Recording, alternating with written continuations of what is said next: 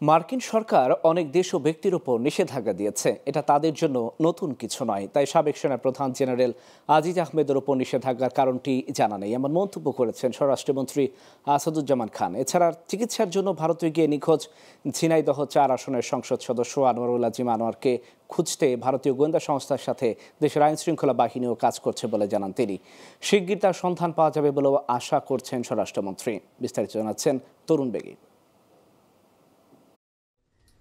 মঙ্গলবার সচিবালয়ে মন্ত্রিপরিষদ বিভাগের সভাকক্ষে অর্থমন্ত্রী আবুল হাসান মাহমুদ আলীর সভাপতিত্বে সরকারি ক্রয় সংক্রান্ত মন্ত্রিসভার বৈঠক হয়েছে। এতে অংশ নেন স্বরাষ্ট্রমন্ত্রী, স্থানীয় সরকারমন্ত্রী, বিমান পর্যটন মন্ত্রী ও বাণিজ্য প্রতিমন্ত্রী সহ অন্য মন্ত্রীরা। বৈঠক শেষে সাংবাদিকদের বিভিন্ন প্রশ্নের উত্তর দেন স্বরাষ্ট্রমন্ত্রী আসাদুজ্জামান খান।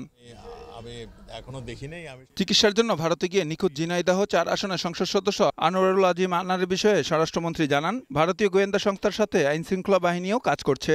আমাদের এনএসআই, আমাদের এসবি, আমাদের পুলিশ সবাই কাজ করছেন। কলকাতার ভারতীয় পুলিশের সঙ্গে ভারতের গোয়েন্দা সংস্থার সঙ্গে এটা কাজ হচ্ছে। আমরা আশা করি তার হয়ের অবস্থা আমরা ভারতীয় সরকারের মাধ্যমে খুব শীঘ্রই হবে।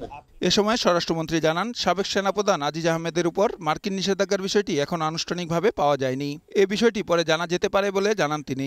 আমেরিকান সরকার কিন্তু অনেক দেশে অনেক পার্সোনাল লেভেলেও এই ধরনের নিষেধাজ্ঞা দিয়েছে, অনেক দেশে দিয়েছে। কাজেই এটা তাদের জন্য নতুন কিছু নয়।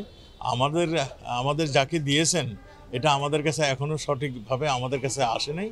আমরা আসলে সেটা বুঝতে পারবো কেন দিয়েছে। সোমবার রাতে নিজেদের ওয়েবসাইটে একটি বিবৃতি প্রকাশ করে United states department of state. এতে দুর্নীতিতে সম্পৃক্তর অভিযোগে বাংলাদেশের সাবেক সেনাপ্রধান জেনারেল আজিজ আহমেদ ও তার পরিবার সদস্যদের উপর যুক্তরাষ্ট্রে প্রবেশের নিষেধাজ্ঞার বিষয়টি জানানো হয়।